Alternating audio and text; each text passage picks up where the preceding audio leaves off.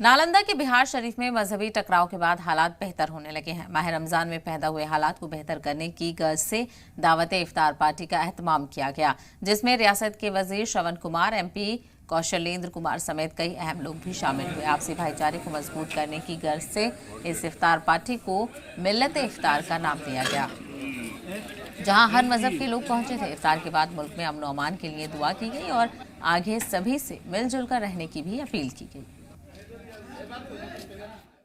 सब लोग आपस में एक साथ बैठ करके एक दस्तरखान पर हम लोगों ने आज इफ्तार किया। लोगों के साथ बैठ के बहुत अच्छा लगा, सुकून मिलता है। आपस में मिल्लत, आपस में प्रेम, भाईचारा इसी को कहते हैं और इसी को समाज में ज़रूरत है।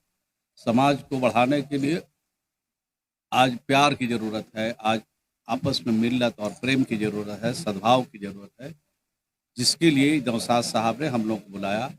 इनको अपनी दिल की गहराइयों से इनको शुभकामना भी देते हैं और अल्लाह ताला इनको काफ़ी आशीर्वाद देंगे।